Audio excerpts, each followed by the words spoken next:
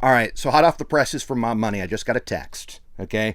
And she knows who we're covering today. And she said, oh, that's right, Susan Smith, second or third most hated woman in the last 25 years, followed by red heel emoji, woman sign emoji. Can you name the other two women, Kate? This is a tough one. It's a tough cue. Ooh, I love this cue, though. Yeah. It's tough because I don't know where her, moral compass lies. So I would think someone like Eileen Wuornos, but I actually love Eileen Wuornos. Yeah, well, it's not her, so don't worry about that. Okay, Casey Anthony. Bingo. That's one of them. That's absolutely one of them. So just one left. Is it that woman, what's her name? Jodi Arias? No, it's not her. Good guess. It's someone further back. And I would keep in mind, what's the common name? Mrs. C's already bored. You shush. Killing your kids. Yep, bingo. Is it the woman with the long brown hair who drowned 3 of her kids in the bathtub? Does her first and last name start with the same letter? I don't know. I read this Anne Rice.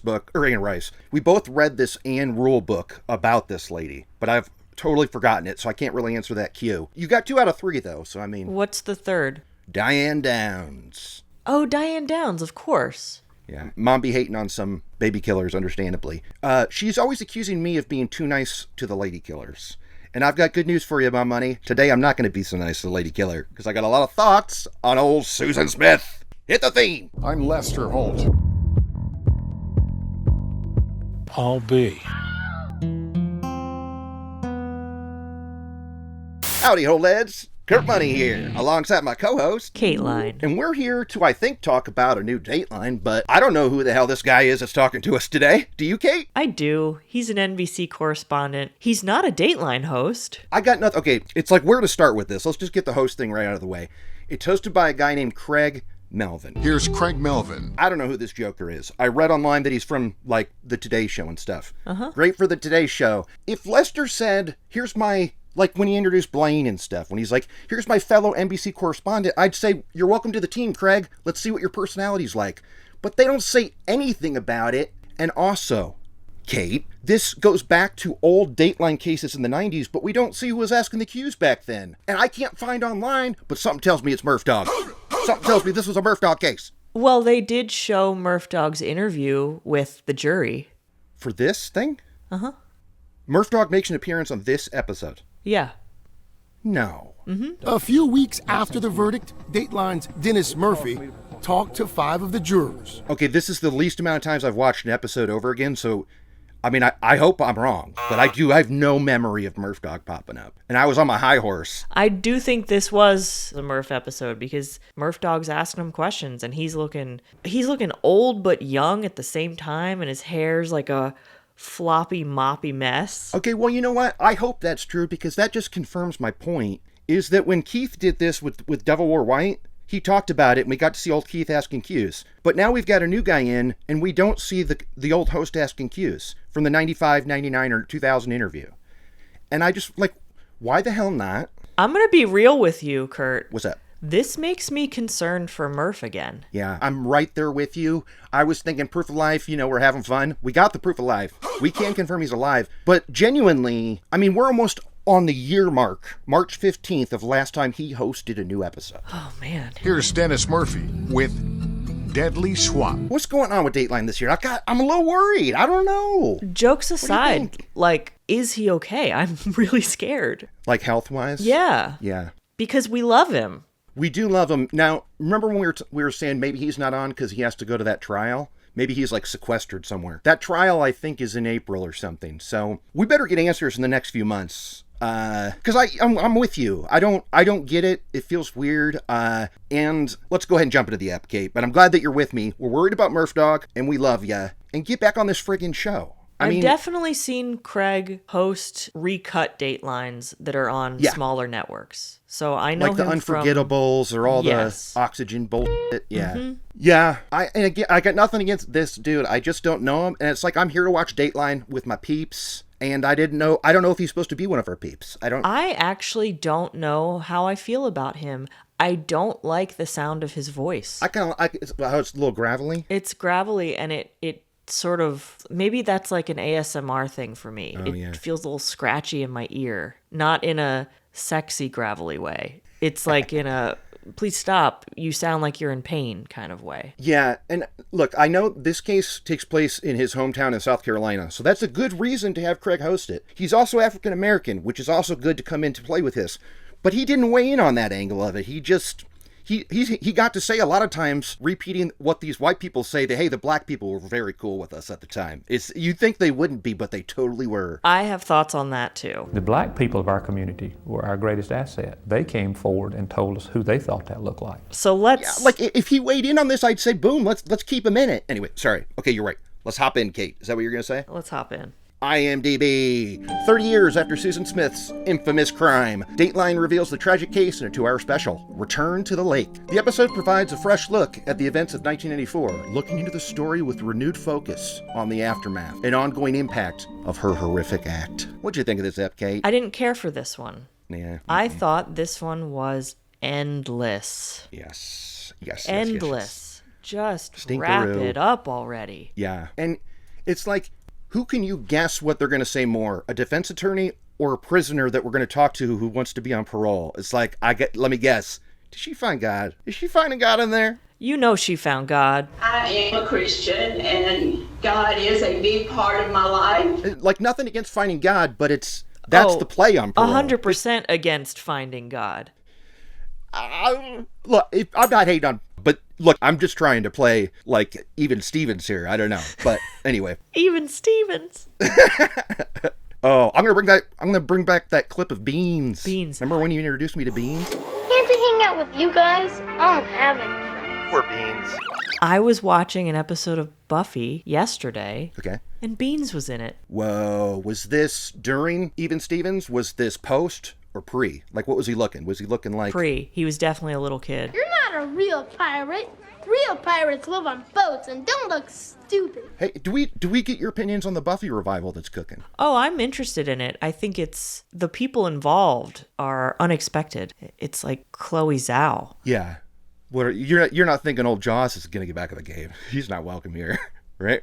No, he's not welcome. I just think that it's cool that they're going to let someone who grew up with it take the reins a little bit. Yeah. Because what happens a lot is the opposite, and then it's just terrible.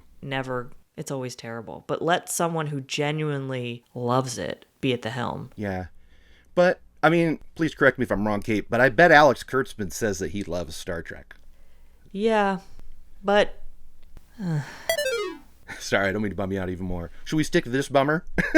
Yeah. Return to the lake. You know, I was hoping we were returning to Lake Bitterroot or whatever, so we could talk about the friggin' dude with the water of the plane and stuff. Look, this yellow thing, you know what I'm talking about? No.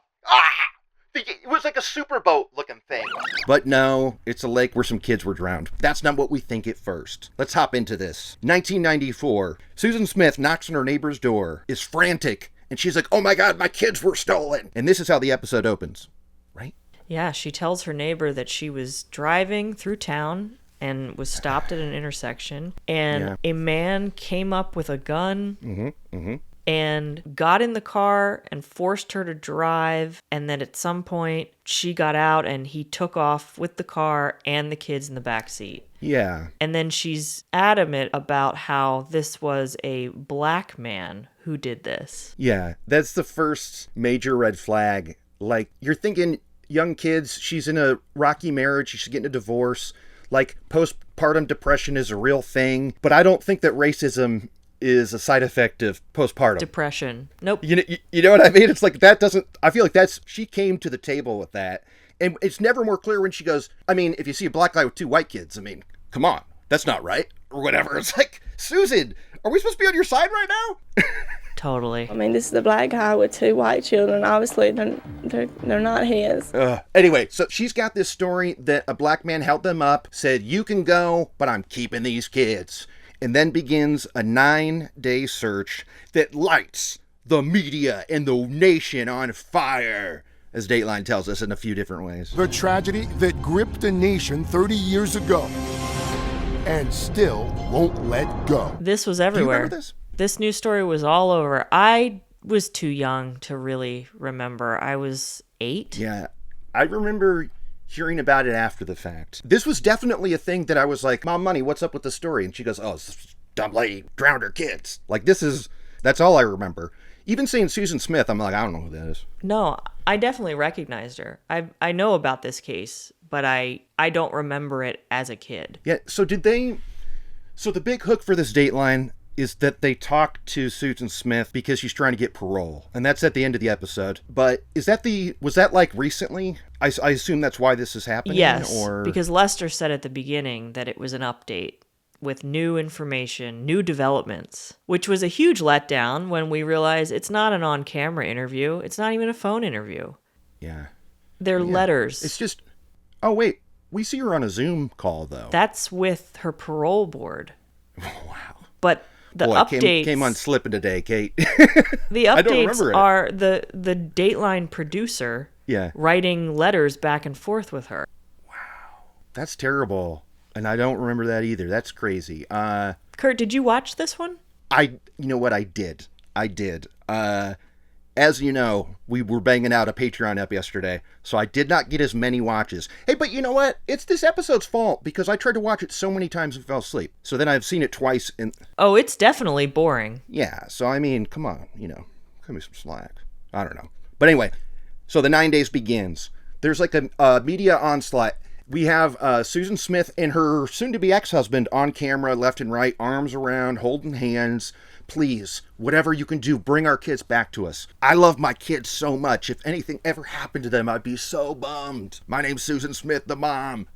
How'd you feel about these media appearances? I was loving it, and it's making the list. Spoiler alert. I couldn't really see tears. No. Hell no. It seemed fake. The husband is devastated, clearly. He can barely talk. He can barely do anything. And she seems fine. And then in one of those interviews when she, even on the news, says like, a black man. And the way she says it with such vitriol, I said like, Jesus Christ. Like, you don't have to say what the suspect looks like. The police are going to tell people who they're looking for. You don't have to say that. Just say you would love to have your children back. But the way she said that, and then for the detectives at the time to get in this interview with Craig and say, you would think that would have pulled apart our community, but it didn't. Black and white holding hands together, trying to protect each other's kids. I'm like, let's have a black person be interviewed because you're just saying that. Yeah, and again, if Craig Melvin grew up there, how did he feel about it at the time? Because he was one of those people, supposedly. Mm-hmm. And it's just so telling that it's a bunch of old white guys going, you'd think that the blacks would be mad at us, but we were actually cool and holding hands. They said the holding hands thing. Yep. That's a real thing. They did. That's a real thing. There was such love. Blacks and whites, arm in arm, hand in hand, holding on to each other's kids. This is embarrassing on Dateline and just in general. I think it's a joke. But yeah, I mean, twice they go, the community really rallied. It's like, I don't care what you think, old white guy. No. I don't believe you, for one. I don't believe you. No. Instead, it brought people together. Okay, so you're thinking 9 days, this kind of falls apart quick, and there's a lot of reasons why. Number one is this mourning couple that's so sad and loves each other. They're mid-divorce, and like, this thing is nasty. Do you want to talk about the deets of this? Okay, so they got together very young. They were married and popping out babies by the time they were 20. And they were cheating on each other basically the whole marriage. But he cheated first, and he admits to that in the interview. And then that made her cheat. I don't like the way he did it, but you're right, Kate. He did admit it. I don't like the way he said it, but he did admit it. He did admit it. Yeah, there was infidelity. But there was, infidelity on her part, too, after mine, but... Well, they were both running around. Yeah. And eventually the marriage just broke down and they separated. And they were in divorce proceedings. But they both had other significant others. So he started dating a coworker at the Winn-Dixie. Who was also a friend of his... She was also a schoolmate of Susan's. That's pretty fun. Tiffany. Yes, the same Tiffany who knew Susan in high school. So she knew Susan, and it was unclear if she knew that he was Susan's husband, because she says she saw him for the first time when she went to work stocking shelves and was like, oh, who's that? I just remember the day that I started and when I walked in the door and I saw him stocking shelves, and I was like, But it's like, that's your friend's husband. Yeah. In a small town, wouldn't you know that? Yeah. Is this a small town? We'll find out. That was weird. I wasn't sure if she was saying, ooh, look at that ass, or like, hey, look who's on the market again. Like, I didn't know which one it was. Yeah. This is our second Winn-Dixie talk. We had a murder in a parking lot there once. We did. I think it was a MURPHDOG deadly swap. It might have been a MURPHDOG deadly swap. Future Kurt, confirm or deny. Thank you. Okay, so what's nuts is, so she said that she was at this stoplight and this black guy took her kids. Now, it just so happens that her ex-husband and his new girlfriend are like tailing her. Like, they are following her around in hopes of catching her being unfaithful so that it's ammo in the divorce. Mm-hmm. And so I had put on my PI gear. My ball hat and everything. And this wasn't the husband doing the tailing. The husband's new girlfriend, who she thinks this is hilarious. She's like, I put on my PI cap. I'm like, this ain't something to brag about. I know. I was surprised she wanted to say it on air like that. Oh, but I guess because they've been married for 30 years and they're happy, she doesn't even think that maybe that would look bad. Yeah.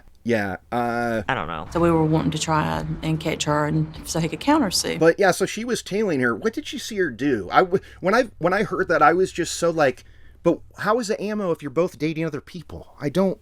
Right. How is this ammo? Do you know what I mean? I don't get it. Well, she was tailing her and saw her driving around and then followed her when she went home. Okay. And she saw her take her kids out of the car and bring them inside. And then it was like 45 minutes later, they got back in the car. And that's when she went off to drive her car into the lake. Tiffany then went to visit a friend nearby. And when she came back 45 minutes later, Susan's car was gone. I had kind of, give up my PI search at that point. But she stopped tailing her and didn't see her drive to the lake. Right. So there's something suspicious. Her story's kind of falling apart. Why did she stop tailing her? Good you. What if she saw the car go in the lake and was like, well, we're definitely going to win the divorce now. And then she got out of there. That'd be pretty cold. What do you think, Kate? I don't know. I think they were still together because we did see him holding hands and stuff at like the parole hearing. The new girlfriend who is now, they're still together. They were showing family photos, them with their daughter. And their daughter's grown, she's like almost 30. And we talked to the detectives. These weren't dinguses necessarily, other than all the black people loved me. Other than that, they were okay. But their biggest move here is a classic that we've seen over and over again, which is the bluff.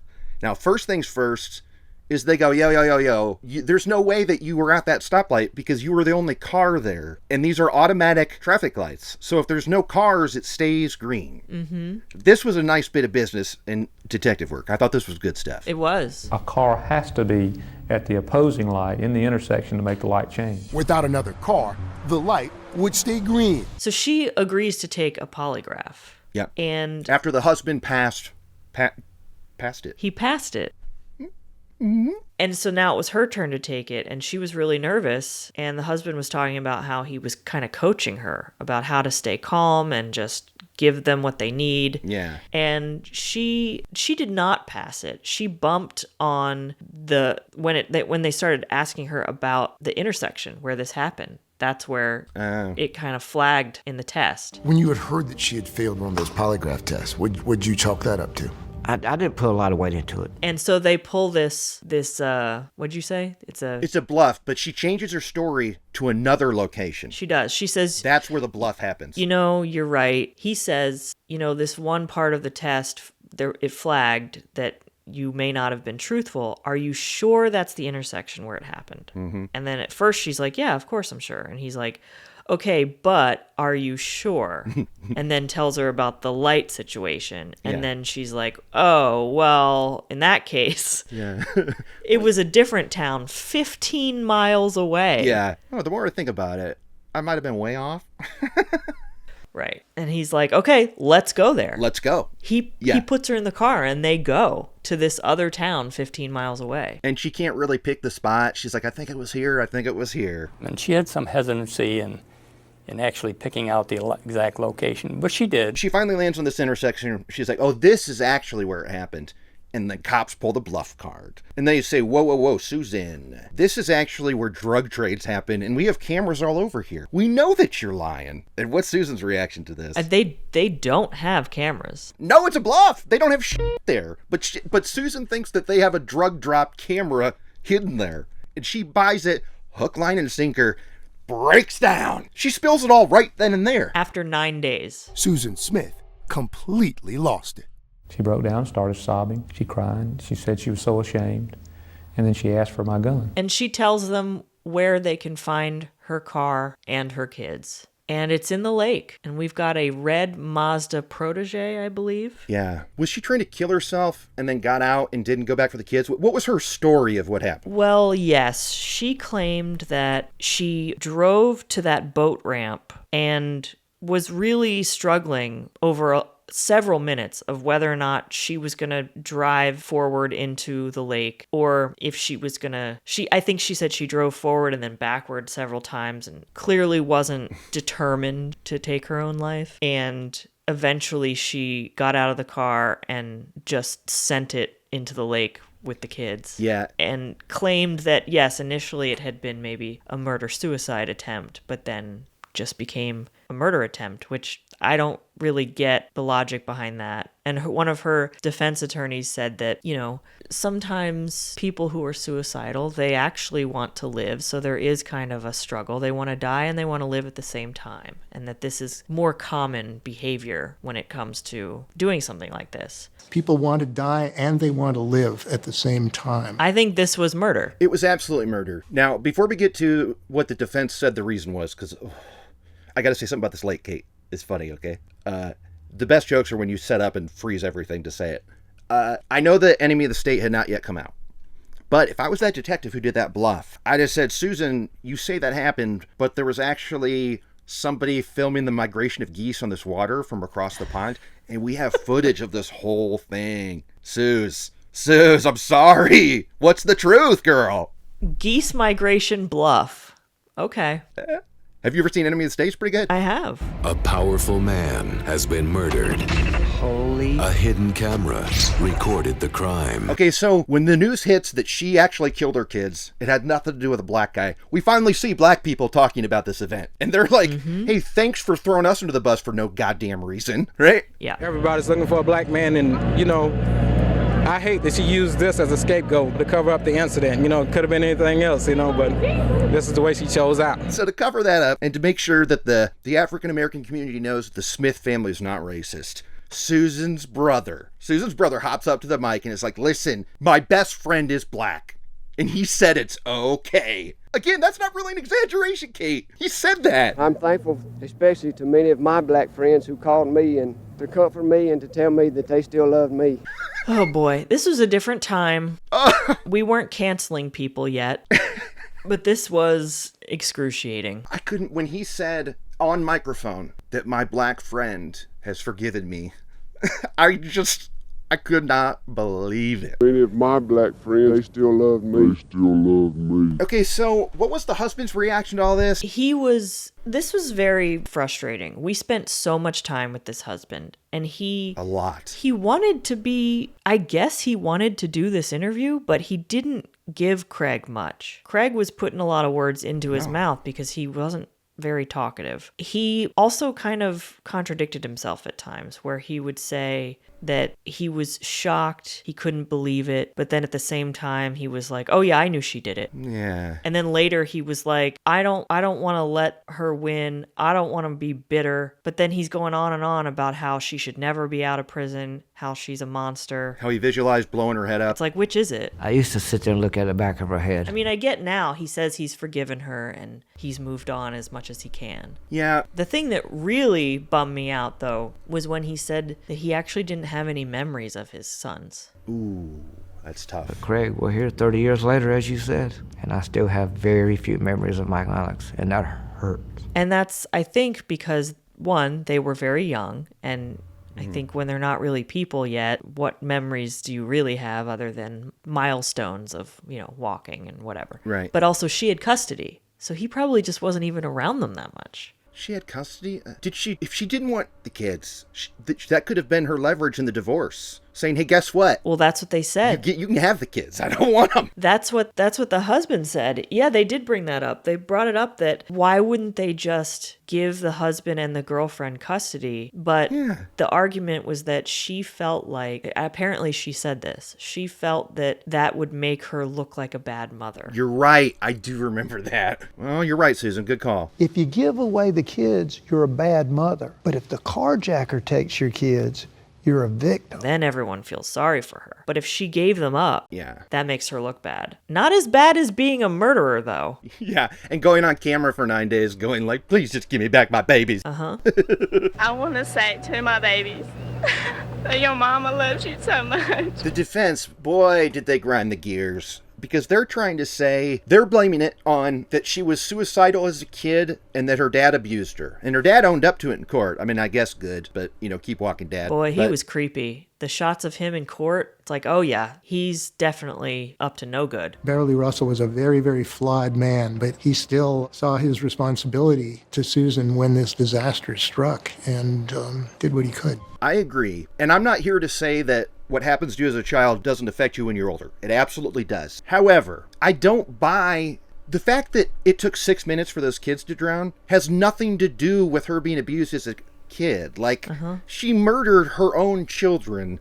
It's not like maybe she was trying to kill herself too, but do you know what I mean? It doesn't feel attached to a point where I go, you know what? Maybe she wasn't of sound mind. Maybe we should send her to a hospital for 15 years. I don't. That's what the prosecution argued, that having an abusive childhood does not result in then murdering your children. Yeah, I don't. They had a video of that protege going in the water. 6 minutes it took.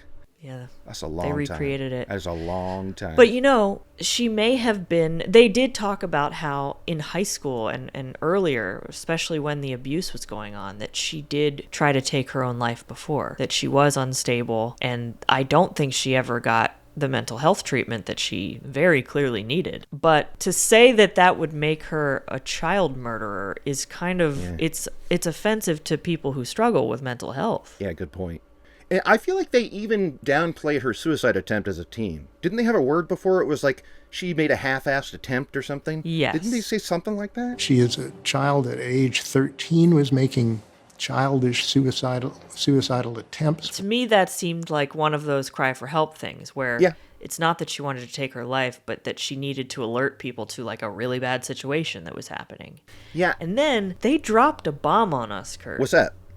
Maybe I missed it. That the inappropriate relationship with her stepfather started back up again. What? When she was an adult. No! Are you serious? You didn't watch this, huh? I swear I did. I swear I did, Kate. Okay? Don't come after me, holeheads. Don't come after me. Are you... Well, let me be shook in this moment. That's pretty wild. I mean, we've had that happen once before where it was abuse as an adult, but it was not with the dad. Right. Start it up again. Yes, and that is why he paid for her defense. Whoa! Damn, that dude's evil. And then the defense argued that was also part of why she was trying to do what she did, because she knew that was going to come out and she would be publicly disgraced for being in a sexual relationship with her father. It had also come out that this sexual relationship with her stepfather had resumed. And look, she's 23 when all this goes down. I mean, that's very, very young. And obviously, I mean, in light of this new stuff where she was being currently abused, I get that where her headspace is at, where it's like, we got to think about this. But by her killing the kids, this makes it more, if I can't have them, nobody can. Yes. To me. So I'm sorry, that sympathy does not translate to watching her kids drown. But then we learn about the relationship she was having at her new job. Right? Oh, yeah, you're right. I do remember this part. Go ahead. And she was in love with this man. But he told her he didn't see a future with her because she had kids. And he didn't want children. So then... Hey, he's being honest. He's being honest. Being friggin' honest. So the prosecution said, oh, that might have been motive. She could be with him if the kids were gone. Again... Give your kids to your husband. Yeah.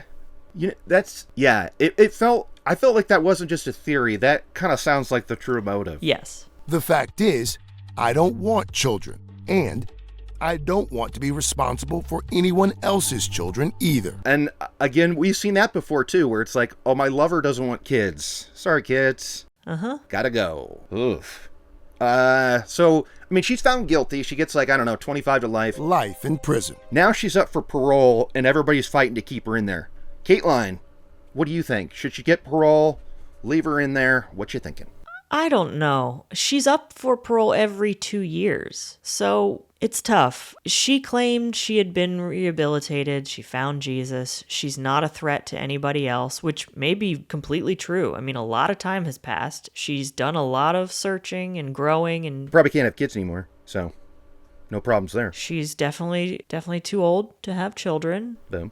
And she's not necessarily violent. Yeah. But again, she was agree. crying and not really showing tears. It was kind of fake. Yeah. Now, maybe she's doing that because it's like she's tired of having to go in front of these parole boards, and how many tears can you cry at some point? But she's going up there saying, God's forgiven me, why can't you? It's like, And I know he has forgiven me, and I just ask that you show that same kind of mercy as well. if I was on this board, I'd say stamp. Denied! I liked when the husband was talking about her shady behavior while in prison. What? When he was like, yeah, she got in trouble a bunch because she had relations with guards and stuff. What? Yeah. Wow. In 2000, 2 guards were fired and later convicted of having inappropriate relationships with her. And she said during her Zoom call, she was like, I made some mistakes. In here, but I've grown, I've changed. I don't know. Here's what's weird. If she got parole, I wouldn't be mad. I'm sitting here going, I'm not convinced. But why am I convinced that Pamela Smart should get paroled? She also is on this Jesus train. But I feel like, have you seen the specials on Pamela Smart? You know who I'm talking about? Remind me. It's what To Die For was roughly based on, the Nicole Kidman film. Oh. I believe that Mr. Gorbachev, I believe that he would still be in power today if he'd had that big purple thing taken off his forehead. She had like a sexual liaison with one of her students, and he was kind of a dum-dum, killed the husband for her. Yeah. And now he got out like 15 years ago or something. Like, he's long been out. Billy Flynn, who pulled the trigger, was released in 2015. But she's in there for life, and she has no options to get out. I don't know, I saw a special with her, and I was like, I kind of buy it. Like, she's been in there for 30, 40 years. She's an inmate advocate, studies music, and she does this. Praise dancing. It's one of the times here that I do feel free. What do you think? Well, I'm thinking about how some people do cold-blooded murder, first degree, and they'll do like 10 years. Yeah. Yeah. And then you have someone who didn't even pull the trigger, who just hated their husband, and they're in there for life. Yeah.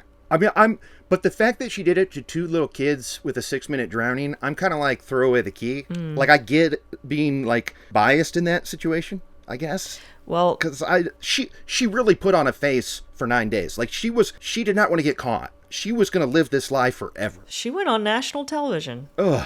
But during that parole meeting, there was a whole bunch of people that came to read statements about why she should stay where she is. And her ex-husband, he talked about how he didn't even prepare a statement. Craig was asking him, what are you going to say? And he was like, oh, it'll be off the cuff. I'm not going to write it down. Big mistake. And then he just got up there and he said his piece, and the parole board denied her. But again, every 2 years this is going to happen. So yeah, I don't know. Eventually, I'm sure she'll get out. Okay, I got a rare Kurtfessional here. Kurtfessional. Here's what I know, Kate. At the time when I was really watching this episode, I did not see the last 10 or 15 men.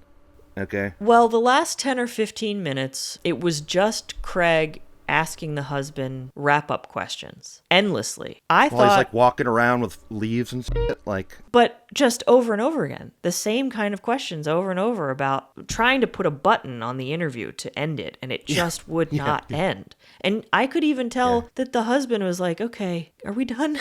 Just Craig kept going. It was really Craig's trying to put his stamp on it, I guess. Like, really stretching it for airtime. Just yeah. It did not need to be a fatty. Hell no. Especially because everyone's so familiar with it. Yeah, other than us. Right. But I would say their target demo, Dateline's target demo, it's people older than us, I would say, and they're all familiar with it. Even our resident firefighter McClizu was familiar with it. He started telling me about it, and I was like, I haven't watched it yet. And he's like, it's an old story that you know. And he started to try and say it, and I said, shut your mouth, dude. Shut your mouth. And he did successfully. But even he looked at this like a rerun. So did Jillionaire. Oh, I bet. Jillionaire's pretty rough. She could be stern. I don't even think she watched it. Really? Mm-hmm. She's probably seen this a billion times. Because she was a primo age when it happened. Yep. Was she our age in 94? Well, let's see. She was 44. Well, on that reveal of Jillionaire's age, if Holtheads want to do some math, I think we go to those lists. What do you got? Kate's unnamed list. All right. It is a small town. Yeah. It's the kind of town where things like this just don't happen. It's Union, South Carolina. They got like one stoplight swinging in the breeze. And that came up. Classic Cateline. And that came up. VO happened. I loved it. In the tiny town of Union, South Carolina, it had just a few traffic lights. Now, it is close to Columbia, South Carolina, and that's a big college town. So it's not completely desolate. Okay. But I'm still counting it. Oh, absolutely. Absolutely. What else you got? The Mazda Protege. Carcade. Toot toot. Coming in. Said it was a black male driving a burgundy Protege.